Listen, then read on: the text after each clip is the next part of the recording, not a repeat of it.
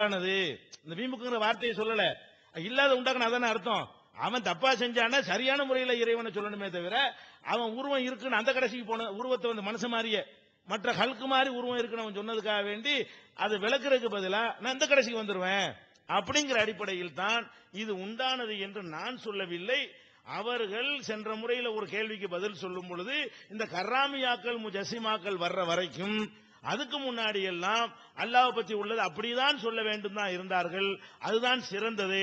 இவங்க வந்து ஒரு தப்பா சொன்னதுனால ஏட்டுக்கு புட்டியா நம்மளும் ஒரு தப்பா சொல்றது, அவன் தப்பா அப்படின்னு அவங்க வாக்குமூலம் கொடுத்ததுல இருந்து இது எப்போ வந்துச்சுன்னு நீங்க புரிந்து கொள்ளலாம். நம்மளே சொல்ல வேண்டியதில்லை. அவர்களுடைய வாக்குமூலத்தில் இருந்த ஆதம் அலைஹிஸ்ஸலாத்துல இருந்து கர்ராமியா காலம் வரைக்கும் இந்த கொள்கை இருக்கவில்லை. இந்த கர்ராமியாங்கிறவன் தேவையற்ற ஒரு அந்த உருவம் கொடுக்கிற விஷயத்தை தப்பா புரிந்து கொண்டு இந்த கற்பனையாக இறைவனுக்கு வடிவமெல்லாம் வகுக்கிற அளவுக்கு வந்த பிறகு நீ இப்படி சொல்றீல, நான் இல்லைன்னு தான் சொல்லுவேன். அப்படிதான் உண்டானது என்று நான் சொல்லல என்று அவர்கள் பதிவு செய்திருக்கிறார்கள். வரலாறு வேற எங்கேயும் தேட வேண்டாம். இது ரொம்ப ரொம்ப பிந்தி உண்டான கொள்கை. இறைவனுக்கு உருவம் இல்லைங்கிற கொள்கை போட்டிக்கு உண்டானது, ஆதாரத்தில் உண்டானது இல்ல. சரி.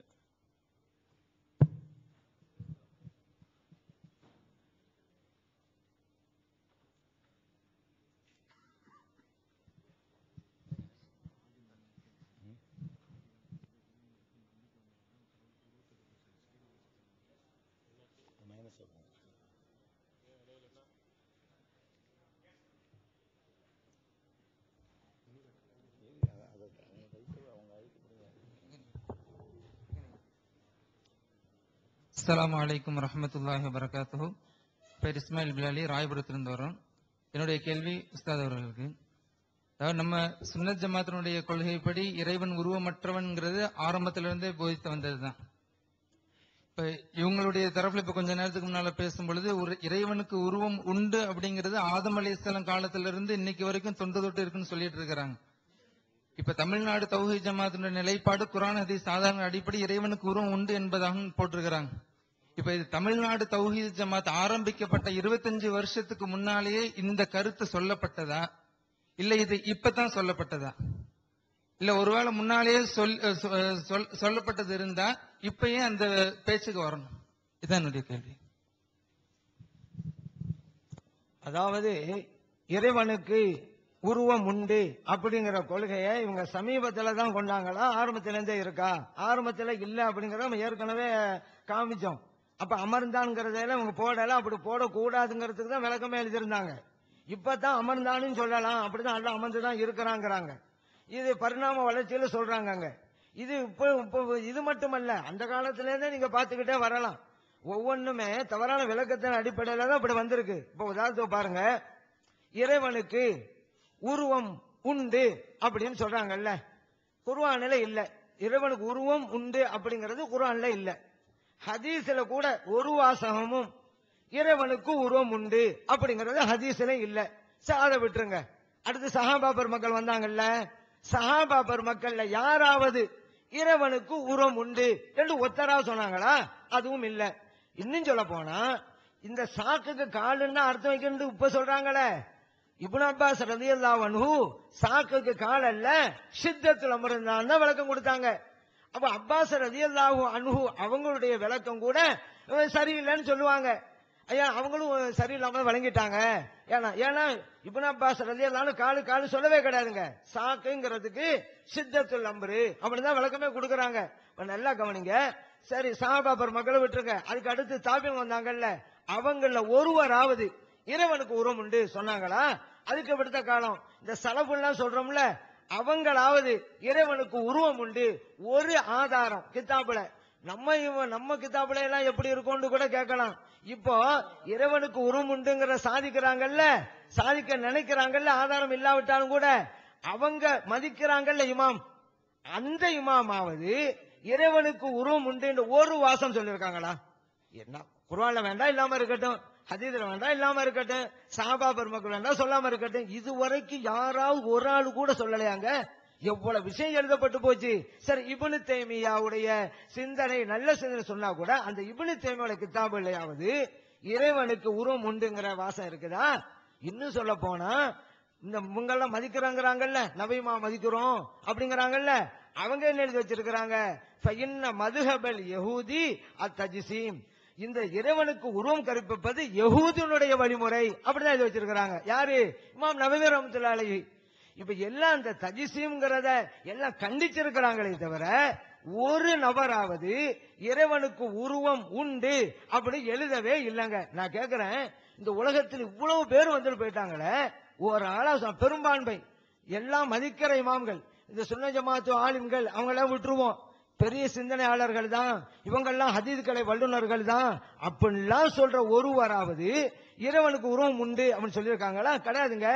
அப்ப முன்னோர்கள் சொன்னாங்களே, எப்படி அதை எப்படி இருக்குதோ அப்படியே வைக்கணும், எப்படி சொன்னாங்க? உறுப்புக சொன்னாங்க, அததான் அறகுறையா புரியுறதுங்கிறது. எல்லாமே சிபத்துன் அப்படின்னாங்க. ஐந்து வந்தா சிபத்துன் தலீகு பிஹி, இறைவனுக்கு தகுதியான பண்புன்னு தான் அங்கே அர்த்தம் கொடுங்க. என்னன்னு விளக்கம் வேணாம். எதுன் தலீகு பிஹி, அந்த எதுவுக்கு கூட சிபத்துன்னாங்க. இன்னும் விளக்கமா பாயினுன் அனில் ஜாரிஹா, உறுப்புகளை விட்டும் நீங்கிய இறைவனுக்கு தகுதியுள்ள பண்பு அப்படி அர்த்தம் வைங்க. நீங்க கண்ணுன்னு சொல்லாதீங்க, நீங்க கண்காணிப்புன்னு சொல்லாதீங்க, அது ஒரு பண்பு நமக்கு தெரியாது அப்படி சொல்லி முடிச்சு விடுங்க. அப்படித்தானங்க சொன்னாங்க முன்னோர்கள்லாம். கண்ணுண்டா உறுப்புன்னு விளங்குங்கன்னு சொன்னாங்க. ஒரு ஆதாரம் தரட்டுமே, எங்க எல்லாம் அதை அப்படியே தான் அர்த்தம் வைக்கணும், நாம விளக்கம் கொடுக்க கூடாது என்று சொல்லப்படுதோ அங்கெல்லாம் சிபத்துன் பண்புன்னு தான் விளக்கப்படுது. அது மட்டுமல்ல, பாயினுன் அனில் ஜாரிஹான் வருது. ஜாரிஹான்னா உறுப்புங்க. உறுப்பை விட்டும் நீங்கிய இறைவனுக்கு தகுதியான பண்பு என்ன பண்பு நமக்கு தெரியாது. ஐந்து சொல்லுங்க. இப்படித்தானங்க வருது. யாராவது ஒரு நபர் ஸல்லல்லாஹு அலைஹி வஸல்லம் காலத்திலிருந்து இதுவரைக்கும் உள்ள குர்ஆன்ல, ஹதீஸ்ல, மற்ற கிரந்தங்கள்ல இறைவனுக்கு உருவம் உண்டு என்று, அதே போல இன்னைக்கு வாதிடுறாங்கல்ல, அவர்கள் ஏற்றுக்கொண்ட அந்த சித்தாந்தம் இருக்கக்கூடிய பெரியவர்கள் எழுதின அந்த நூலாவது இறைவனுக்கு உருவம் உண்டுங்கிற ஒரு வாசகத்தை தரட்டுமாங்க. இல்ல என்ன புரியுது, அவங்க தப்பா வழங்கிட்டாங்கன்னு வழங்குது, வேற ஒண்ணும் இல்ல. இறைவனுக்கு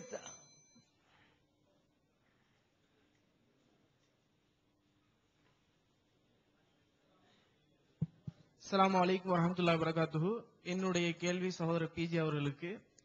இப்ப ஒரு சகோதரர் கடைசியா ஒரு கேள்வி கேட்டாரு, அதுக்கு ஜமாலி அவர்கள் ஒரு விளக்கம் ஒண்ணு கொடுத்தாங்க.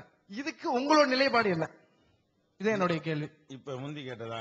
இப்ப சகோதரர் கடைசியா கேட்ட கேள்விக்கு ஜமாலி அவர்கள் ஒரு பதில் சொன்னாங்க. இது உங்களோட நிலைப்பாடை விளக்கும். என் பேர் யாக்கூப் பனைக்கும். அதாவது என்னுடைய நிலைப்பாட்டை ஜமாலி அவர்களுடைய வார்த்தைகளை கொண்டே நான் முதல் கேள்விக்கு பதில் சொல்லும்போது சொல்லிட்டேன். அவர் தான் சொன்னார். என்ன சொன்னாரு? இந்த உருவம் இல்லைங்கிறது வீம்புக்கு தான் சொன்னோம், போட்டிக்கு தான் சொன்னோம், உருவத்தை உண்டாக்கிட்டதுனால தான் சொன்னோம்னு முதல் சொன்னாங்க.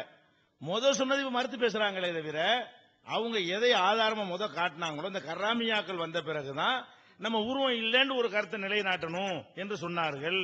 அதுக்கு முன்னாடி வரைக்கும் அது கிடையாது என்ற சொல்லில இருந்த தெளிவாக விளங்குகிறது.